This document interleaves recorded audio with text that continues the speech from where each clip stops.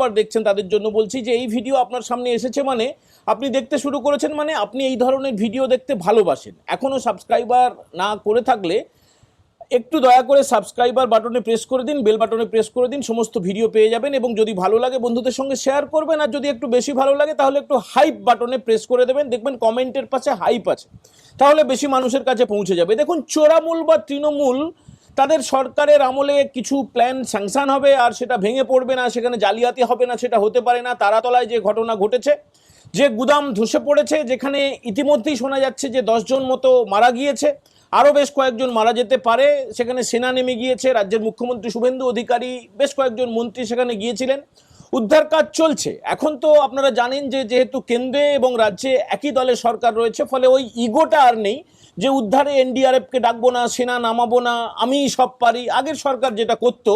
কিন্তু যেটা খুব খারাপ কাজ করেছে যে যে প্ল্যানটা স্যাংশন করা হয়েছে, যা যা মেটেরিয়াল ব্যবহার করা হয়েছে, সেখানে ইতিমধ্যেই বোঝা যাচ্ছে যে জালিয়াতি করা হয়েছে। নিরীহ শ্রমিকেরা তারা মারা গিয়েছেন এবং এটা তদন্ত শুরু হয়ে গিয়েছে, সেই রিপোর্ট তো অবশ্যই আসবে। এবং দেখুন, এর মাঝে সবচেয়ে যেটা খুব খুব আশ্চর্য হয়ে গেছি আমরা এই খবরটা দিতে গিয়ে, যে আপনারা জানেন, ইতিমধ্যে আপনারা শুনে নিয়েছেন হয়তো, যে মিড ডে মিলে রাজ্য সরকার বরাদ্দ বাড়াচ্ছে। রাজ্য বাজেটে মুখ্যমন্ত্রী শুভেন্দু অধিকারী তিনি জানিয়ে দিয়েছেন যে প্রাথমিকের যে ছাত্রছাত্রীরা তাদের জন্য যে বরাদ্দ, সেখানে 6 টাকার জায়গায় 10 টাকা করে বাড়ানো হলো। মানে কত টাকা ছিল? 6 টাকা 78 পয়সা ছিল, কেন্দ্রীয় সরকার দিত 4 টাকা 7 পয়সা, যেটা এখনো পর্যন্ত ছিল, মানে বাজেটের আগের দিন পর্যন্ত 4 টাকা 7 পয়সা কেন্দ্র দিত, রাজ্য দিত 2 টাকা 71 পয়সা। এটা হচ্ছে প্রি প্রাইমারি থেকে ক্লাস 5 পর্যন্ত, তারপরে ক্লাস 8 পর্যন্ত। মানে দেখুন, মিড ডে মিলের ব্যাপারটা হচ্ছে, আগে মিড ডে মিলের নাম ছিল, এখন নাম হয়ে গিয়েছে পিএম পোষণ। পুরো নাম হচ্ছে কি? প্রধানমন্ত্রী পোষণ শক্তি নির্মাণ। তো 2004 সাল থেকে এই ব্যাপারটা চলছে। সেখানে বাড়তে বাড়তে বাড়তে বাড়তে যা ছিল লাস্ট প্রাইমারির জন্য 6 টাকা 78, আর আপার প্রাইমারির জন্য মানে এই যে 5 থেকে 8 পর্যন্ত মোট মানে 5 থেকে 14 বছর বয়সী যে ছাত্র ছাত্রী, সে মাদ্রাসায় পড়ুক, সে যেখানে খুশি পড়ুক, সরকারি স্কুলে পড়ুক, সে সরকারি পোষিত স্কুলে পড়ুক, মানে গভর্নমেন্ট এইডেড অথবা গভর্নমেন্ট যে কোনো স্কুলে পড়ুক, গভর্নমেন্ট স্পন্সর স্কুলে পড়ুক, সবার জন্য, সমস্ত বাচ্চার জন্য এই পিএম পোষণ প্রকল্পটা চালু আছে।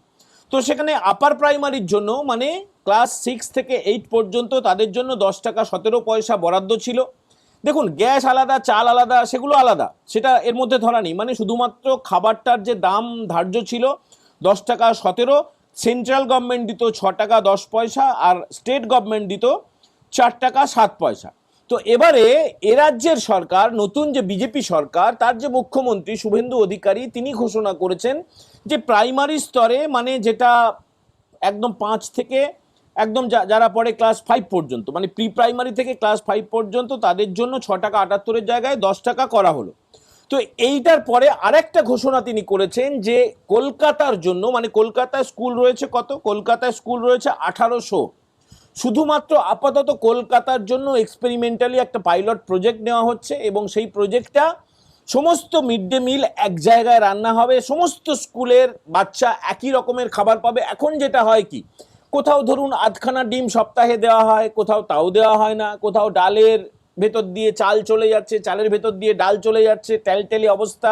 বেশিরভাগ ছাত্রছাত্রী খায় কি খায় না, সে মানে একদম যা ভয়ঙ্কর মিড ডে মিল দেওয়া হয় এখন, যেটা দেওয়া হতো। তো এবারে রাজ্য সরকার ঠিক করলো যে একটা জায়গা থেকে মিড ডে মিল রান্না হবে, এবং সেটা অত্যন্ত আন্তর্জাতিক গুণমান সম্পন্ন, একদম 5 স্টার কোয়ালিটির সেই রান্নাটা হবে। তার মধ্যে কোনো রকমের কোনো, যাতে করে কারো পেট খারাপ না হয়, যাতে করে কোনো দূষণ না থাকে, যাতে করে কোনো হাইজিনিক হয় পুরো ব্যাপারটা, সেই জন্যই এটাকে করা হচ্ছে। এবং যে উদ্দেশ্যে এই প্রকল্পটা নেওয়া হয়েছিল সেটা হচ্ছে প্রত্যেকটা বাচ্চা যাতে পুষ্টি পায়।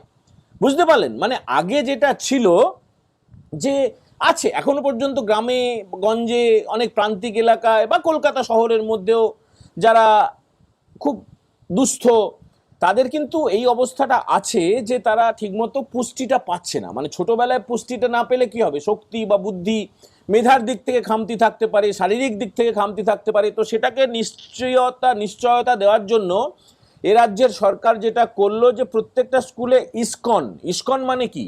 ইসকন মানে হচ্ছে একটা ধর্মীয় প্রতিষ্ঠান, এটা নিয়ে কোনো সন্দেহ নেই, সনাতন হিন্দু ধর্মাবলম্বীদের একটি প্রতিষ্ঠান। যেমন সৎসঙ্গ রয়েছে, ভারত সেবাশ্রম সংঘ রয়েছে, রামকৃষ্ণ মিশন রয়েছে, আছে না? তেমনি ইসকন এমন একটা প্রতিষ্ঠান, ভগবান মহাপ্রভু শ্রী চৈতন্য দেবের তার ভাবধারা অনুসরণ করে শ্রীল প্রভুপাদ তিনি এটা প্রতিষ্ঠা করেন এবং তিনি দেশ বিদেশে লক্ষ লক্ষ মানুষের এখনো পর্যন্ত সেবা করছেন। এবং অদ্ভুতভাবে, আপনারা জানেন কিনা জানি না, এই ইসকন কিন্তু এই দেশের বিভিন্ন রাজ্যে বিভিন্ন শহরে এই মিড ডে মিলের দায়িত্বে তারা রয়েছে।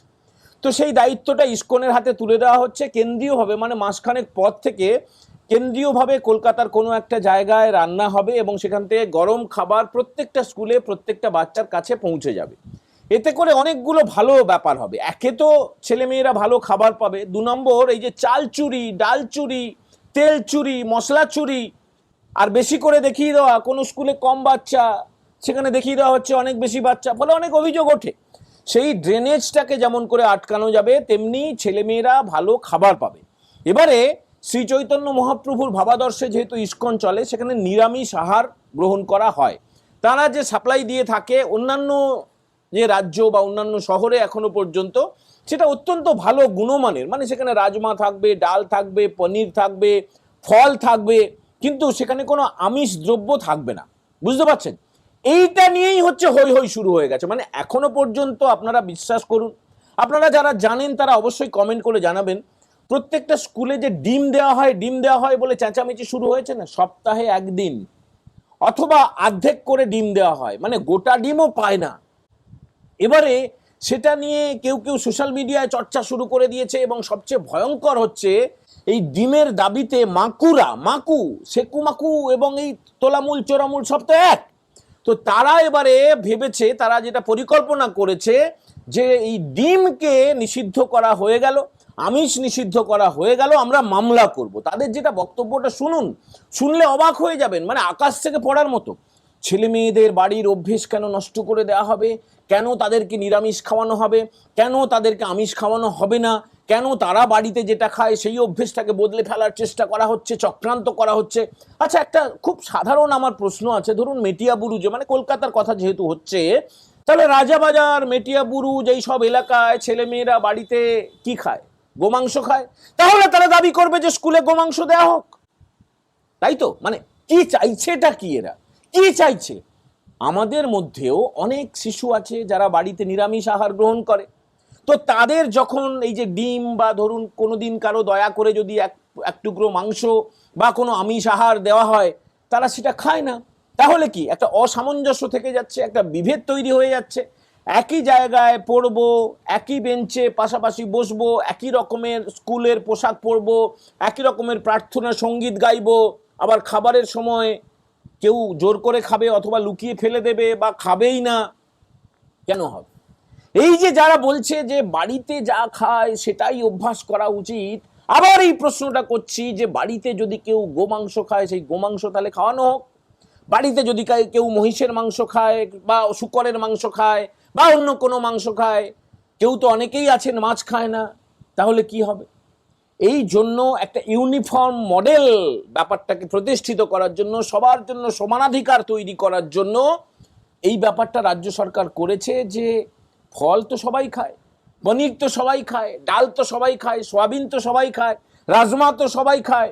আর প্রোটিন জানেন তো, এই যে ডালে বা ছানাতে বা রাজমায় বা সোয়াবিনে A1 প্রোটিন, মানে ডিম, দুধ, এগুলো সব মানে A1 প্রোটিন, সর্বোচ্চ মানের প্রোটিন। আসল তো পুষ্টি, আসল তো পোষণ, আসল তো মেধা, আসল তো শারীরিক শক্তি। কিন্তু বিরোধিতা করার জন্যই বিরোধিতা করতে হবে। সরকার করছে মানে সেটা খারাপ, সরকার করছে মানে সেটা নিয়ে আদালতে মামলা করতে হবে। অদ্ভুত ব্যাপার। আমি জানি না পরে এই মামলা হলে কলকাতা হাইকোর্ট কি রায় দেবে, আদৌ মামলাটা হবে কিনা, কিন্তু এটা শোনার পরেই আমরা মনে করলাম যে এই যে দুর্নীতি, এই যে চুরি, এই যে গোডাউন ভেঙে পড়া, শ্রমিকের মৃত্যু হওয়া, সেটা তো আপনারা অনেকেই টিভি দেখে জেনে যাচ্ছেন, হার্ড নিউজ। কিন্তু এই খবরটা এখনো পর্যন্ত কেউ জানে না, এখনো পর্যন্ত কেউ করেনি। অত্যন্ত সিরিয়াস, অত্যন্ত গুরুত্বপূর্ণ বিষয় বলে আমরা এই বিষয়টা আপনাদের সামনে তুলে ধরলাম। আপনারা কমেন্ট করে জানাবেন যে আপনারা কি চান আপনাদের বাড়ির ছেলেমেয়েরা বা আপনাদের বন্ধু বান্ধব বা আপনাদের প্রতিবেশীর বাড়ির ছেলেমেয়েরা যারা 5 থেকে 14 বছর বয়সী, যারা স্কুলে গিয়ে পিএম পোষণ পায়, যারা মিড ডে মিল প্রকল্পের আওতায় আছে, তাদের কি পুষ্টিটা বেশি গুরুত্বপূর্ণ না ওই আধখানা ডিমটা বেশি গুরুত্বপূর্ণ। যারা মামলাটা করতে চলেছে তাদের উদ্দেশ্যে আপনারা কি বলবেন কমেন্ট করে অবশ্যই জানাবেন। এবং আরও একবার মনে করিয়ে দিচ্ছি, ভালো লাগলে বন্ধুদের সঙ্গে শেয়ার করবেন, আরও যদি ভালো লাগে তাহলে একটু হাইপ বাটনে প্রেস করবেন। আর অবশ্যই যারা এখনো পর্যন্ত সাবস্ক্রাইবার হননি, নবান্ন নিমন্ত্রণ চ্যানেলটাকে সাবস্ক্রাইব করে বেল বাটনে প্রেস করে দেবেন। সবাই ভালো থাকবেন। এখনকার মতো এই এপিসোড আমরা এখানে ইতি করছি। জয় হিন্দ, বন্দে মাতরম।